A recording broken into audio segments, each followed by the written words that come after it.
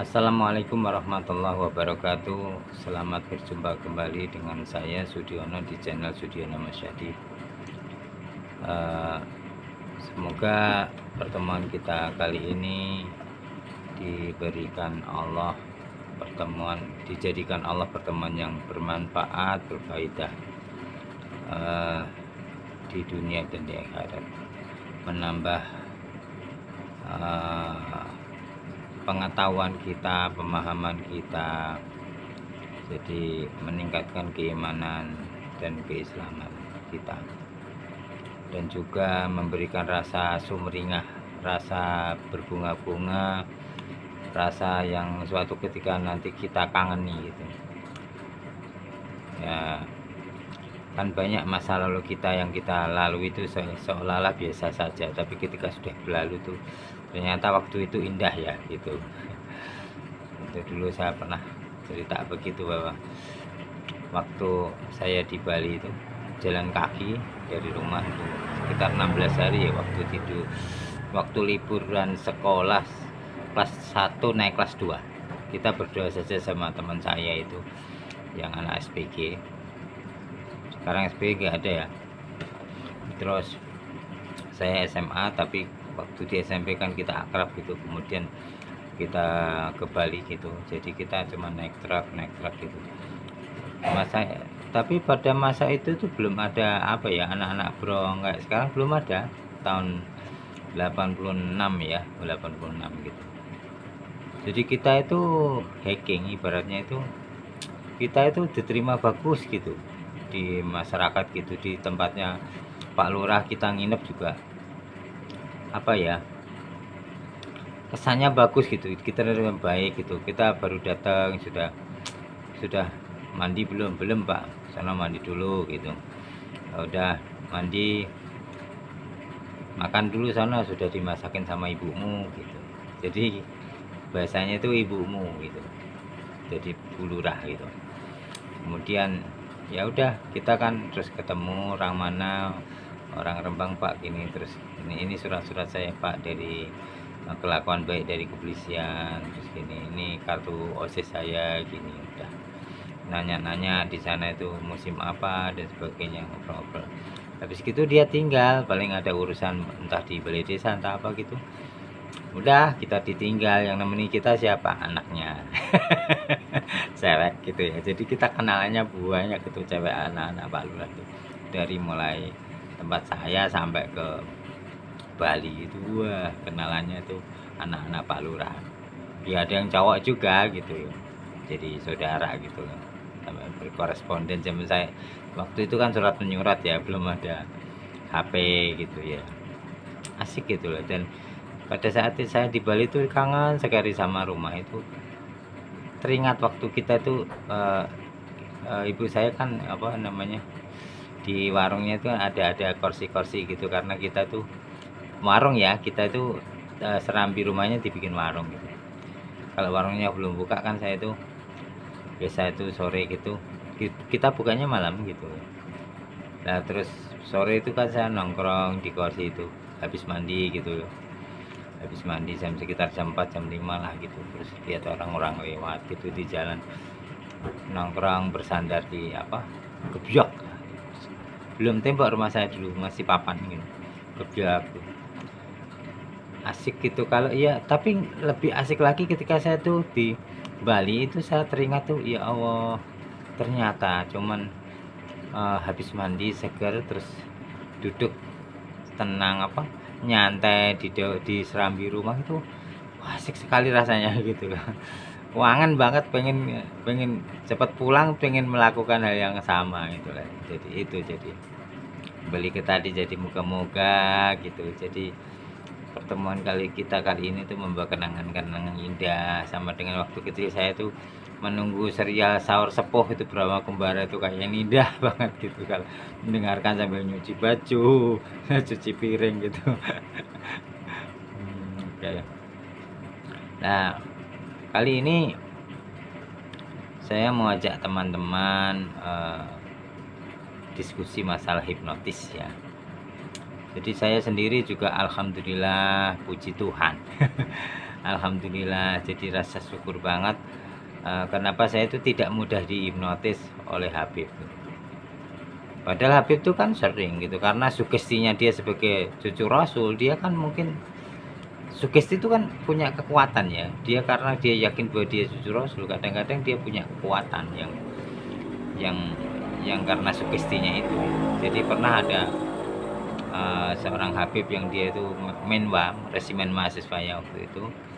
Terus dia itu pas main ke tempatnya suku Baduy di Rangkas Bitung ya, di, di sekarang Banten ya, itu provinsinya, dulu Jawa Barat. Terus sama kepala sukunya itu waktu rokok itu dia cari api gitu ya di perapian bak korek pak. Itu kepala sukunya itu pegang bara itu, terus di entongno kan, di entongno bahasa Indonesia, pokoknya diulurkan gitu. Wah dia panik dia, wah gila, bara dipegang diacungkan ke orang ini. Nah, saya berpikir saya ini cucu Rasul, rugi saya kalau tidak bisa kalau saya kalah sama kepala suku ini dipegangnya. Kalau saya nggak bisa megang bara itu, saya bukan cucu Rasul, ya dipegang nggak apa-apa buat rokok gitu. Nah itu saya nggak takjub, biasa mah gitu. Jadi hal-hal kayak gitu biasa. Jadi sugesti itu yang bisa dilatih juga gitu loh. Dan bisa, kenapa dia punya sugesti ya karena dia disugesti juga dari leluhur-leluhurnya gitu. Jadi menimbulkan satu power gitu. Jadi itu tidak terjadi pada satu golongan saja tertentu tok, hanya keturunan Nabi, enggak, cuma keturunan raja, seorang pangeran, atau keturunan seorang senopati atau apa, terus suku-suku pedalaman pun banyak kan yang tersugestinya kok di Indian gitu kan, banyak kan gitu suku-suku pedalaman kayak Daya apa, orang yang sakti-sakti kuat kalau tersugestinya kuat gitu. Dan sugesti itu karena memang sudah dikulturkan untuk sugesti itu terus terpupuk gitu, menjadi satu keyakinan yang sangat luar biasa gitu lah. Tapi ya tahu kenapa gitu, saya juga nggak begitu kayak gitu, bisa dipelajari gitu. Jadi kalau saya melihat hal-hal yang aneh itu nggak kagum gitu, tapi saya entah kenapa saya itu hanya kagum dengan orang-orang yang berakhlak mulia gitu. Jadi kalau Habibnya itu nggak berakhlak mulia, saya juga nggak kagum. Sama dengan saya misalnya ketemu seorang ajengan, seorang kiai yang tidak simpatik gitu ya, saya nggak kagum gitu. Kagumnya sama yang punya akhlak mulia, yang ibaratnya ya buat saya itu hal yang sulit gitu dipelajari gitu. Karena dulu saya pemarah loh, saya tuh temperamen dulu itu, temperamen waktu kecil sampai remaja saya tuh temperamen. Terus kemudian saya kagum sama orang-orang yang bisa mengendalikan diri begitu, sudah bisa tenang, kalau dihina bisa senyum dan sebagainya, itu saya kagum sekali malah. Jadi daripada orang yang suka pamer kesaktian, bisa gini-gini, kayak biasa saja, ibaratnya dia bisa gini-gini. Saya sering datengin orang-orang yang ceritanya bisa gini-gini, ketika saya datengin ya biasa aja gitu, nggak katanya setiap kali didatengin dia itu misalnya gini, kamu begini karena begini gini.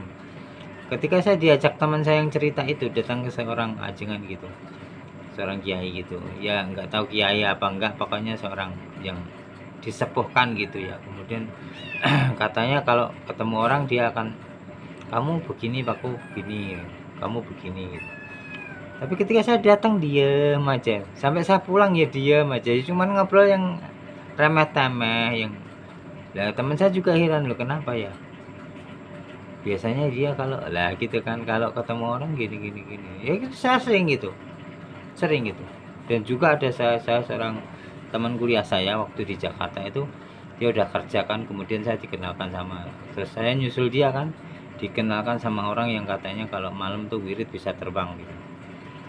Terus dia bisa ngerti gitu apa namanya, sering teman saya gini dia bisa tahu ini. Tapi ketika ketemu saya, dia nggak ngomong apapun gitu, dia cuma ngomong, kamu itu dirimu itu bagaikan buku kertasnya berwarna kuning. Tapi saya nggak mau membukanya dan nggak boleh membukanya karena ada kekuatan yang melarang saya membukanya gitu. Nah, ketika saya tanyakan sama teman saya tadi di Jakarta kemarin saya ketemu orang gini-gini, katanya saya itu kayak buku yang lembarannya berwarna kuning, tapi dia nggak berani membuka buku itu karena ada yang melarangnya. Kata teman saya, kalau dia berani buka, kebakar dia gitu. Gitu. Oh gitu. Jadi ya nggak tahu gitu, saya juga cuek-cuek aja, nggak.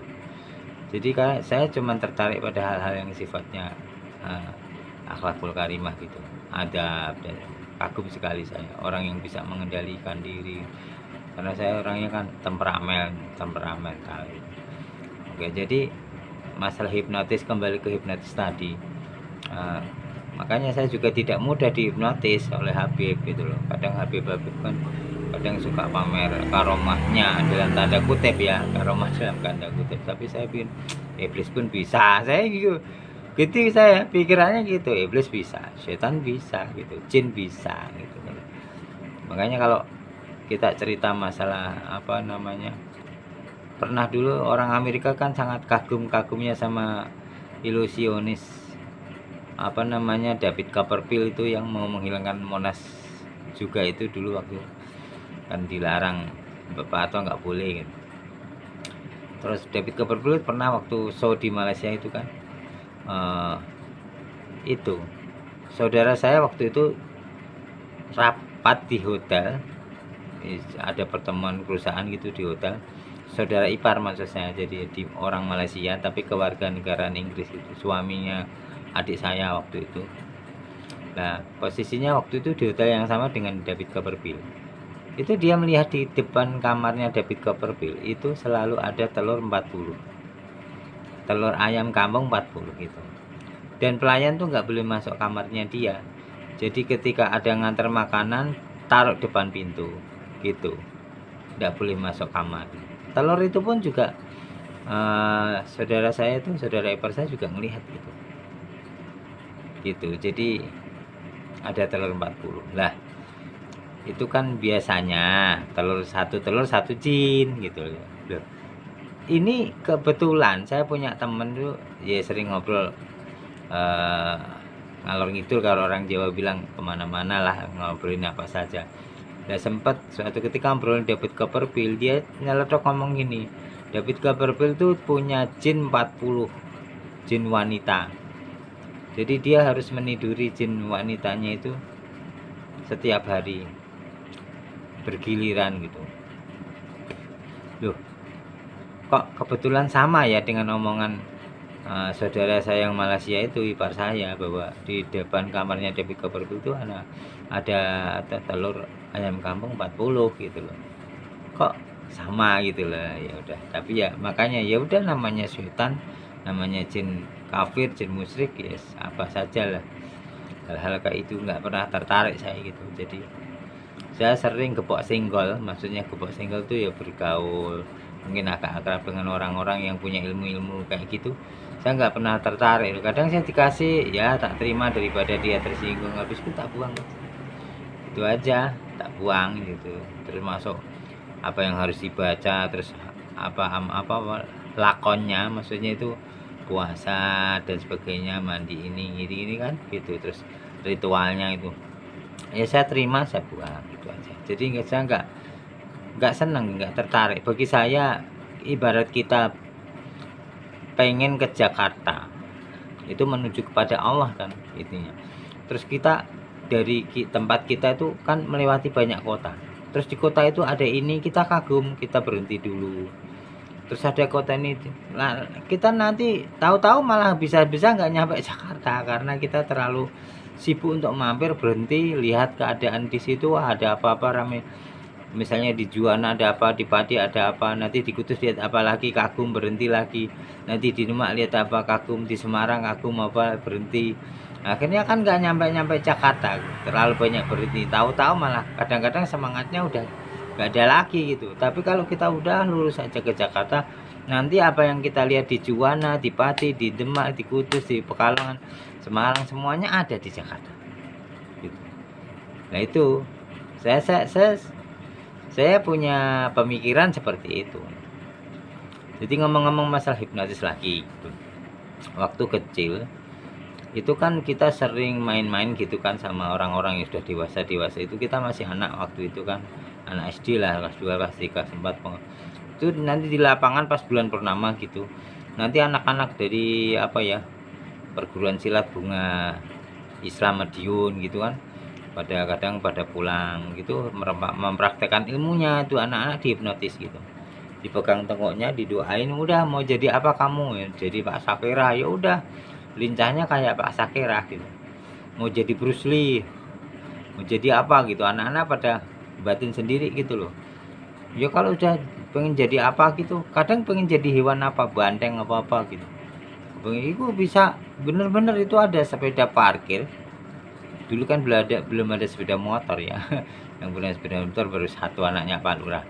Sepeda ontel itu parkir jajar-jajar gitu, berjajar gitu, dilompatin tuh, ada sepeda 10 dulu lompatin tuh, gitu.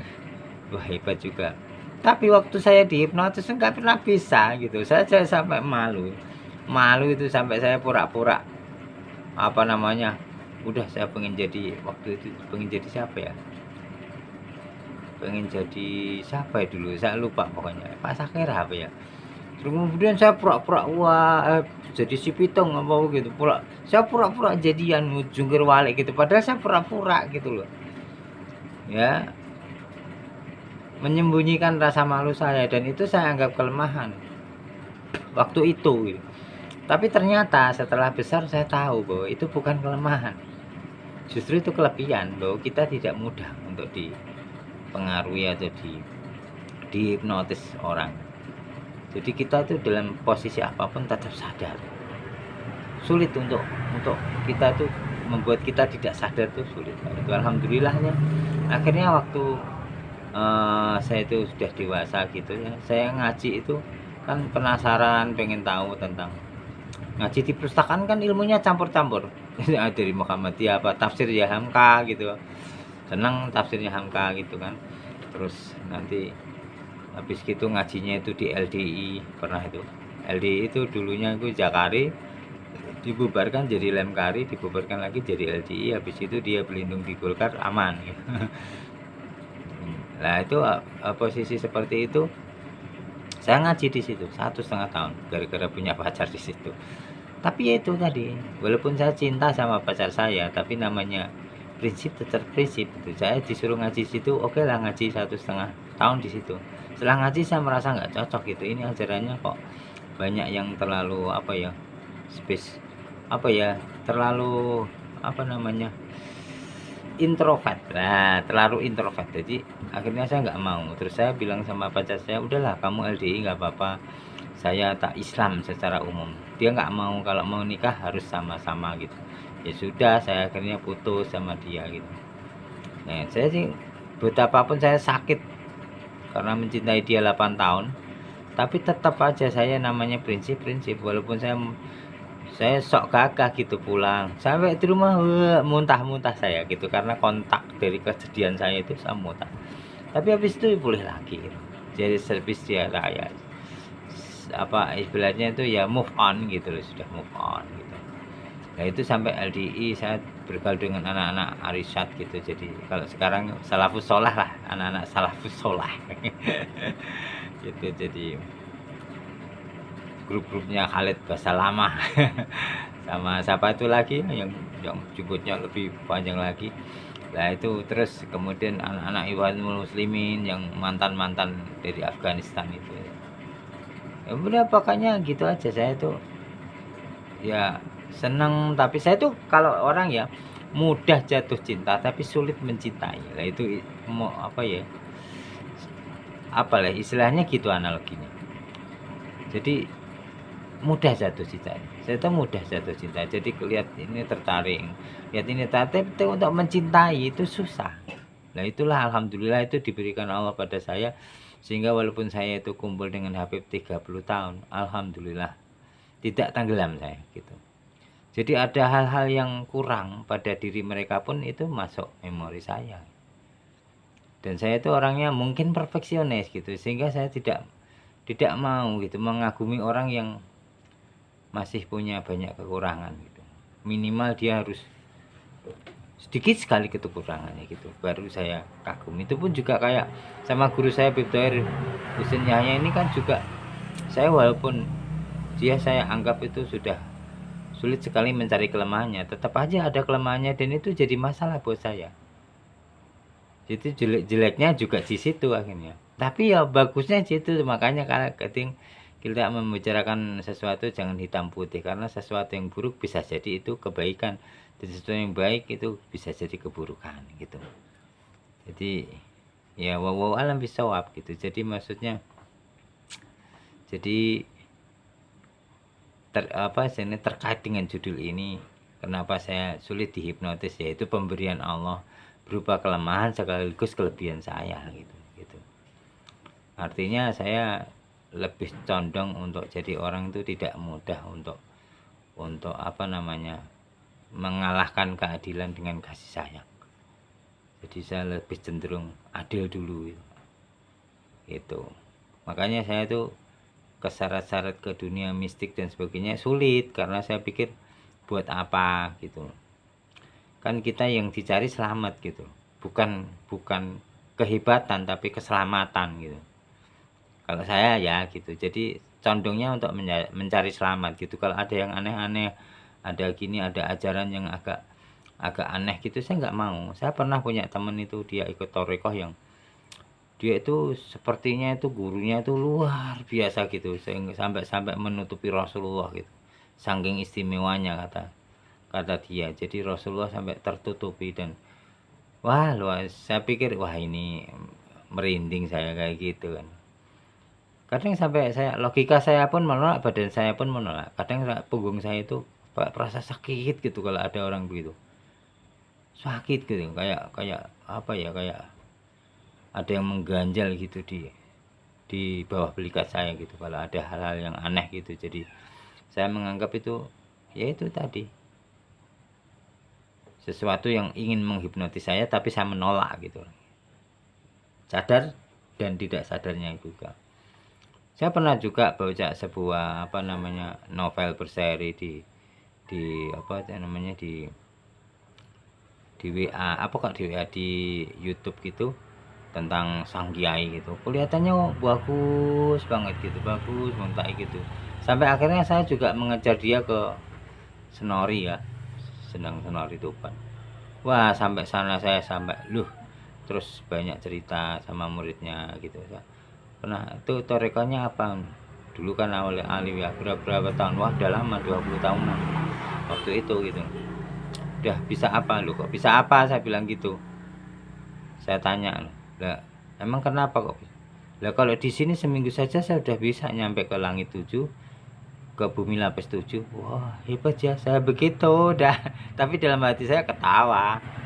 Terus kata dia, ini sholat jamaah ini kelihatannya orangnya sedikit tapi banyak. Nanti ada Syekh Abdul Qadir Jailani, tapi dia nggak berani di saf depan. Dia tetap Syekh Abdul Qadir ini di saf belakang. Karena saf depan itu sudah Rasulullah itu sudah di saf depan dan guru saya sebagai imam. Rasulullah makmum. Hebat gurumu.